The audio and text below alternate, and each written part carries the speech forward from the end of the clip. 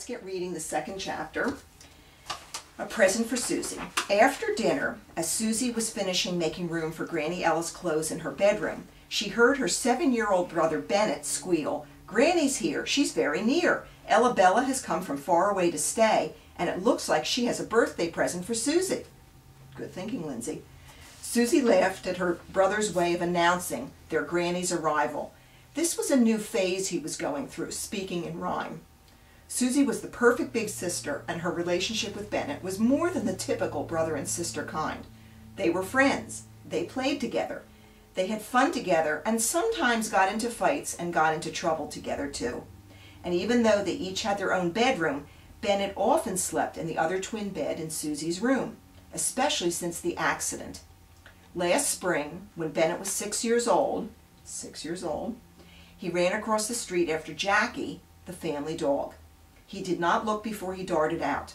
Although Jackie made it safely across the road, a passing car struck Bennett. His left leg was badly crushed, but everyone was relieved that a broken leg was his most serious physical injury.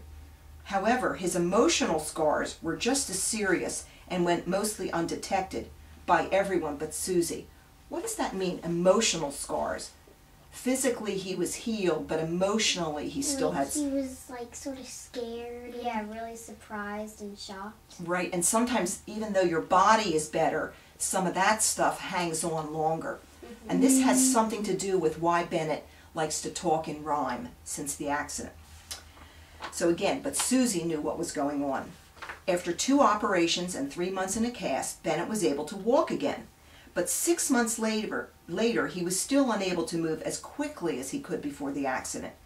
Susie noticed he seemed less confident, and she often heard him crying out in his sleep. To hide his fears, Bennett became somewhat of a comedian, making jokes and playing pranks on family members and friends. Everyone was amazed by how resilient he was, and while he had been very brave through all the physical pains, hospital stays, and physical therapy sessions, Susie knew his behavior, including speaking in rhyme, was his attempt at hiding disappointments.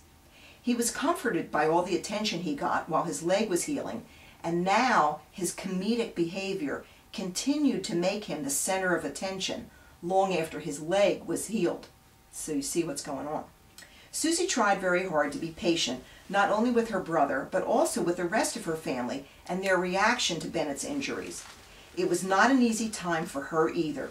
She missed the way her family used to be, when they would rush out and about, going to the park or shopping or to the movies. But after the accident, everybody seemed to be walking on eggshells, and there was less time for the fun things they used to do. So how old was Bennett when he had this accident? 6 years old. And what does it mean when she said the family was walking on eggshells? Like they weren't like having as much fun as they used to, and they would, because he couldn't like walk very well. Do everything. They were like being really careful. Being very careful, exactly. Wise beyond your years, just like I said. It was not that Susie was jealous of all the attention her young brother was getting. She just missed the attention that used to come her way. At times she felt left out, but at night when Bennett would knock on her bedroom door with his pillow in his arms, she knew he felt most comfortable in the company of his big sister, and she felt proud. 2 nights ago, her mother came into Susie's room and found Bennett fast asleep on the other bed. Susie was still awake reading when her mother bent down and kissed her goodnight. And when she thanked Susie for being such a wonderful sister and daughter, Susie felt even prouder. Her mother promised her life was going to return to normal. Susie laughed and said to her mom, "But normal would be boring." To that her mother replied, "Well, there are some surprises coming your way. Remember, in 3 days it will be our very special little girl's very special 8th birthday." And that day was almost here, and best of all, Granny Ella had just arrived. Susie ran down the hall, down the stairs, and almost ran right into her granny, who was starting up the steps to find her. It had been a year since they last saw each other. As Granny Ella reached up to hug Susie, she said, "I swear you've grown a foot since my last visit." Susie thought her granny looked a little different too, a little more tired and maybe a little more gray in her curls. Her grandmother also looked a little shorter, or was it that Susie was a little taller? In any case, Granny Ella still had that twinkle in her eye, her wide smile, and bright red lipstick that were her trademark. Her hug was just as warm, just as gentle, and just as comforting as ever. Granny Ella bent down and protectively picked up a gift-wrap box she had placed on the bottom step when she saw Susie bounding down the stairs. As Susie brought her grandmother's small suitcase up the steps, she kept an eye on the box that Granny Ella was carrying. It was just about bedtime once Granny Ella had finished unpacking. Susie went into the bathroom to wash and get ready for bed, and when she came out, dressed in her favorite flannel pajamas, the package her granny had carried was sitting on the bed next to Susie's pillow. Susie tried to control her curiosity and excitement as she picked up the box. What do we think was in the box? One of her presents. Okay. And do we have any idea what we... the shoes. You think it's going to be shoes? Oh, yeah, I think. And if they are shoes, where do you think her granny got them? From where she was before. In Russia. Ooh, wow. Like they might have been hers when she was younger. Oh my, did you read this book? Very good thinking. Oh my goodness. Okay. Is this for me? Susie asked. Her granny smiled at her and said, "This is the most special birthday present I have ever given you, my dear first granddaughter. It is something for you to wear tomorrow on your birthday. But I want you to open it now so I can tell you about it before the excitement of our big day begins."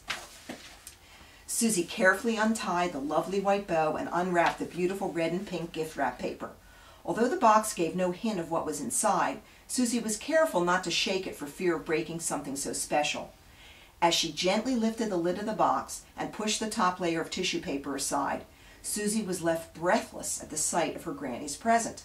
Inside the box was a pair of the most beautiful shoes Susie had ever seen. They were bright red, the color of her granny's lips, and completely covered in red sequins. They seemed to glow as if they were electrified and shined so brightly that Susie was not sure if she should even touch them. Granny Ella said, "Do you like them, sweetheart?" Susie hugged the box close to her chest and looked up at her grandmother and said, "They are the most amazingly beautiful shoes I have ever seen. Are they really for me? Can I put them on right now?" Her grandmother stood up from the bed, lifted them out of the box, and carefully put them on Susie's feet. All at once, the most wonderful and unexpected feeling of warmth and joy raced from Susie's toes, up her legs, past her tummy, and straight to her heart. She stood up and hugged her granny so tightly that they both fell back onto the bed, laughing and giggling. Susie said, "Granny, where did you find these? I have never seen anything like them in any store." And to that her grandmother replied, "I did not buy them. I am passing them down to you. You see, Susie, my grandmother Ed.D. gave them to me, her first granddaughter, 75 years ago on my 8th birthday, the year after we came to America. I have saved them for a moment like this to give these very special shoes to my very special first granddaughter. Now I know what joy my grandmother had and felt when she gave them to me all those years ago."